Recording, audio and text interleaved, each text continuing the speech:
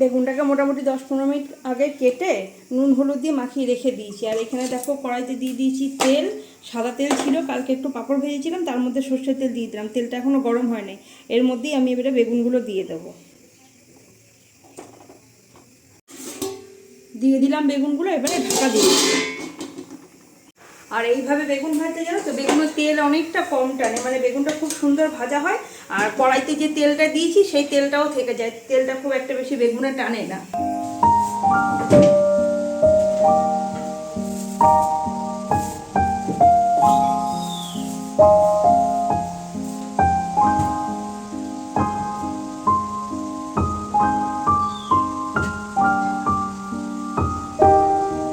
কেচেছিলাম এই জামা কাপড়গুলো শুকায়নি, যে সব মেলে দিয়ে আসলে আজকে আশা করি সব শুকিয়ে যাবে।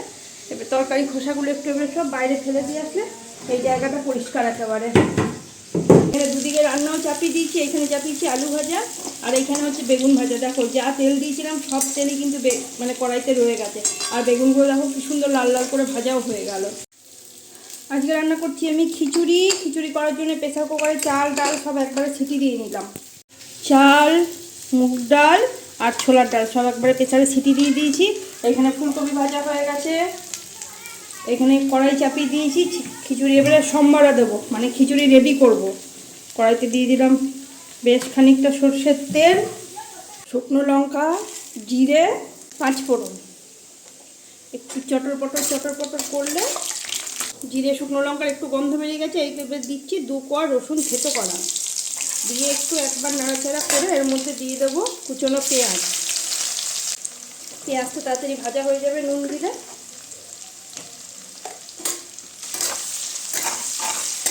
দিয়ে দেবো এবারে বেশ খানিকটা আদা। আদাটা দিয়ে আবার একটু ভালো করে কষে নেব। দিয়ে দেবো টমেটো। টমাটার দিয়ে একটুখানি নাড়াচাড়া করে সেদ্ধ চালটা দিয়ে দিলাম। এবারে দেবো পরিমাণ মতন গরম জল দিয়ে দিলাম। এবার একে একে সবজিগুলো দিয়ে দেবো। সিম, কুমড়ো, গাজর, এইখানে সয়াবিনটাকে আমি গরম জলে ভিজিয়ে রেখেছিলাম। আজকে খিচুড়িতে একটু সয়াবিনও দেবো। জল চেপে সয়াবিনগুলোও দিয়ে দিচ্ছি। তারপরে দেবো ফুলকপি। এই যে ফুলকপিও ভাজা হয়ে গেছে। আর খিচুড়ির জায়গায় শিফট করতে হলো, বড় হাঁড়িতে দিলাম, ওই কড়াইতে ধরছিল না, জল টল দিয়ে আর ফোটানো যাবে না। আর এবারে দেবো একটু পালং শাক, মানে কোনো কিছুই বাদ দিলাম না আজকে খিচুড়িতে। সর্বগুণ সম্পন্ন খিচুড়ি আজকে, মানে এই খিচুড়ির মধ্যে সব কিছুই পেয়ে যাবে।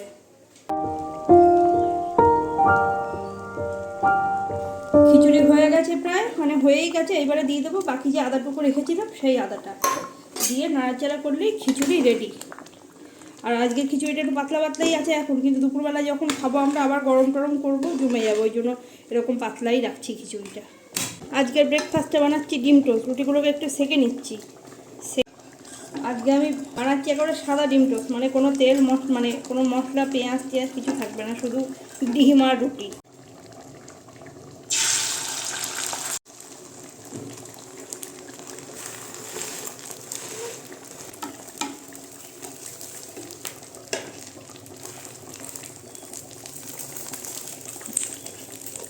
হয়ে গেল, চেপে চেপে নিয়ে তুলে দেবো। এই যে সকালবেলা পড়তে বসে শুধু খিদে পেয়েছে, শুধু খেতে দাও, শুধু খেতে দাও। সকালবেলায় রান্নাঘরে দেখো পুরো একদম ঝড় বয়ে গেল আমার।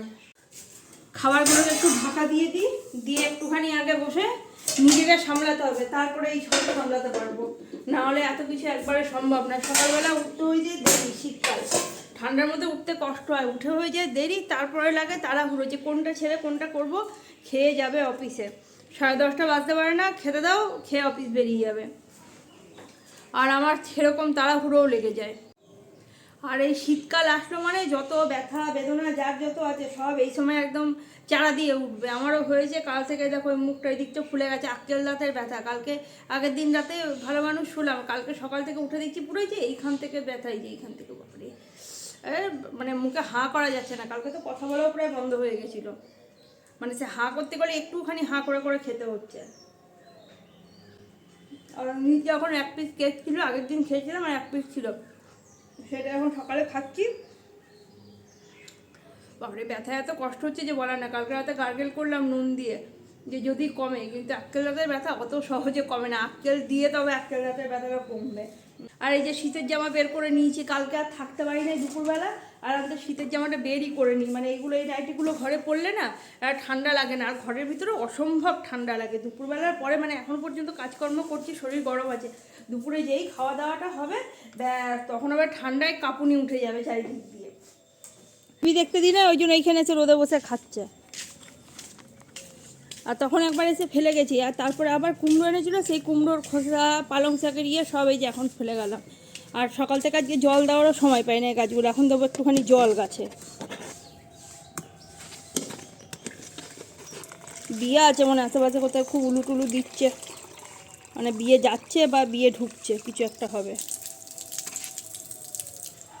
এই দেখো ধনেপাতাগুলো, ধনেপাতার চেহারা নিয়ে নিয়েছে, আর এটা হচ্ছে থোকা অপরাজিতা, সব গাছেই জল দিতে হবে, সাইড দিয়ে দিই।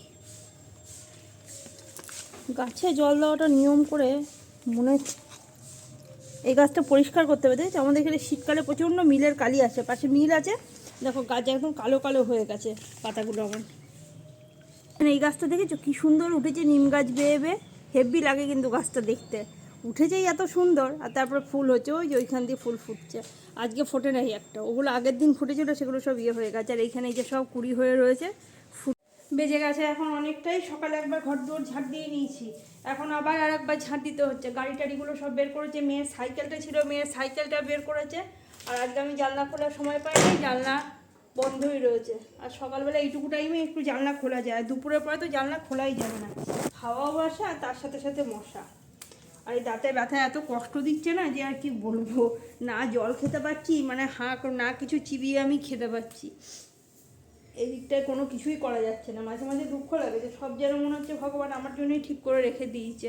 মানে দাঁতে ব্যথাটা আগেও হয়েছে, ছবি টবি করা হয়েছিল তখন বিয়ের আগে, আর আবার সেই এখন আর একবার হয়েছিল মেয়ে যখন ছোট ছিল, ওই 2-3 বছর বয়স হবে হয়তো, তখন একবার হয়েছিল, বাপরে চিৎকার চেঁচামেচি শুরু করে দিয়েছিলাম, মানে এত ব্যথা, দাঁতে যন্ত্রণা। আর শুধু দাঁত কেন, শরীরে যে কোনো অঙ্গ প্রত্যঙ্গেই কিছু একটা হলে পরে সে ব্যথা সহ্য করা যায় না, আর দুঃখ ভাবলেই দুঃখ, আর দুঃখ না ভাবলেই দুঃখ না, বুঝলে তো, মানে কষ্ট ভাবলেই কষ্ট, আর তো যদি মানে কষ্ট না ভাবি যে ঠিক আছে আজকে হয়েছে কালকে ঠিক হয়ে যাবে, এগুলো তো হওয়ারই জিনিস, শরীর থাকলেই এসব হবে, তাহলে আর কষ্ট নাই। আর এই পৃথিবীতে জানো তো, দুটো মানুষের কষ্ট কোনো দিন ভগবানও দূর করতে পারবে না, মানুষ তো দূরেই থাক, স্বয়ং ঈশ্বরও দু টাইপের মানুষ আছে যাদের কষ্ট দূর করতে পারবে না। এক হচ্ছে যারা ভাবে যে আমি সবাই একসাথে খুশি করব, মানে সবাই আমি খুশি করে ফেলবো আমার কাজকর্ম দিয়ে, একসাথে কোনো দিনই সব মানুষ খুশি হয় না, 5টা মানুষ থাকলে 2টো মানুষ খুশি হবে, 3টে মানুষ খুশি হবে না, সোজা কথা। আর দ্বিতীয় হচ্ছে যে ভাবে যে আমাকে সবাই বুঝবে, আরে ভাই এই দুনিয়ায় কেউ কাউকে বোঝে না, তো আমাকে সবাই বুঝবে এইটা যে ভাববে, তার কষ্ট ভগবানও দূর করতে পারবে না। এখানে জল নেই, ডেকে ডেকেও পাওয়া যায় না, শীতকালে এমনিতেই জলের চাহিদা কম, তারপর যে হাতে ধরি ধরি না দিই তাহলে জলই খাবে না।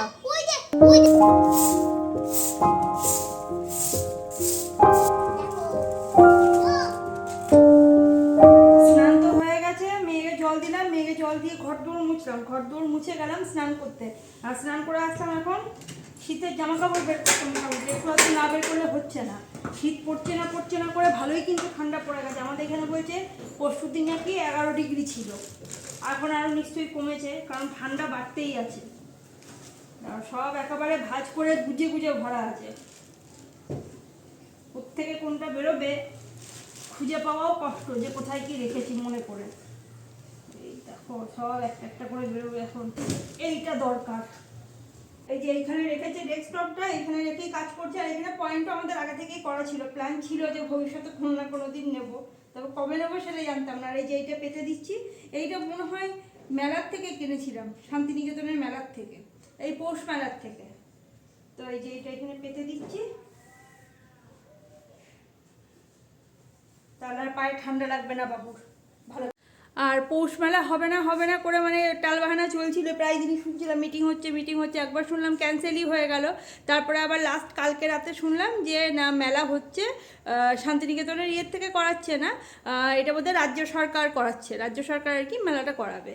পৌষ মেলার মাঠে হচ্ছে এইটা হচ্ছে সব থেকে বড় প্লাস পয়েন্ট, কারণ মেলার মাঠে মেলা না হলে না মেলাটা ঠিক জমে না, মানে সেই মেলার আমেজটা পাওয়া যায় না। আমরা তো মেয়ে যে বসে গেছে খেতে খিচুড়ি, খিচুড়ি আজকে সব কিছু দিয়ে, পালং শাক সয়াবিন সব কিছু দিয়ে। আর এই হচ্ছে আজকে দুপুরের আয়োজন আমাদের। কালার দেখো, এটা আমার লঙ্কাগুলো দিয়ে ভেজেছে। বসে গেছি খেতে, আর আজকে বসেছি চামচ নিয়ে। আমি হ্যান্ড বাঙালি হ্যান্ড ছাড়া হয় না। বাঙালিদের হাত ছাড়া খাওয়া হয় না সত্যি কথা, কিন্তু আমার এখন হাত দিয়ে খাওয়ার মতো পরিস্থিতি নাই, আমি মুখ খুলে খেতে পারছি না। তো হাত দিয়ে খেতে গেলে মুখটা একটু খুলে খেতে হবে, চামচ দিয়ে খেতে গেলে অল্প একটুখানি মুখটা খুলেই খাওয়া যাচ্ছে।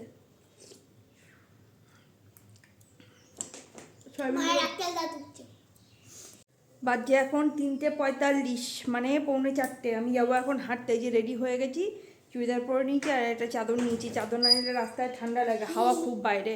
চলো ফোনটা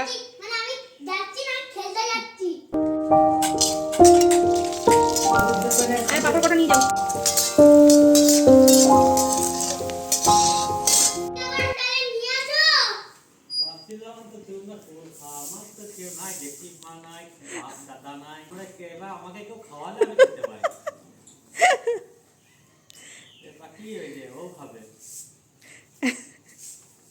বেগুন ভাজাটা তো ভালো লাগছে, আর একটা বেগুন ভাজা নিয়ে নেবো। সন্ধ্যাবেলা আসলে অফিস থেকে, বলছে পেটে খুব খিদে পেয়েছে, তাড়াতাড়ি খেতে দাও। কি বলে শীতে কনকনিয়ে গেলাম, বলছে গাড়ি চালিয়ে আসতে পারছি না, এত ঠান্ডা। যা যা তাড়াতাড়ি দিয়ে আগে দাঁড়িয়ে রয়েছে জেঠু। আর তার সাথে সাথে ওই চাঁচুর দিয়ে একটু পেঁয়াজ দিয়ে মুড়ি মেখে দিলাম, আর কটা পাঁপড় ভেজে দিলাম।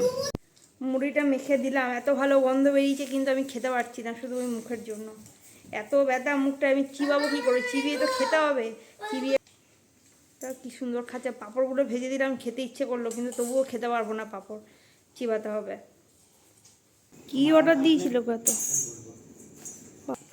এই জিও মার্ট অনলাইনে দেওয়ার পর থেকে জিও মার্টে যাওয়া বন্ধ হয়ে গেছে, মলে যাওয়া বন্ধ হয়ে গেল আমার। নুন, বডি লোশন, বাবা নুন মানে যে সল্ট, কেউ জানে না মনে হচ্ছে। আর সন্ধ্যের পর থেকে এখন কিছুই ভিডিও বানাতে পারছি না, কারণ এই পড়ার কাছেই বসে থাকতে হচ্ছে। সন্ধ্যে হেঁটে এসে থেকে সমানে ঠায় এই যে এই জায়গাটায় একদম বসে আছি, একবার 9টা 9:30 পর্যন্ত এইখানেই আমার বসে থাকতে হয়।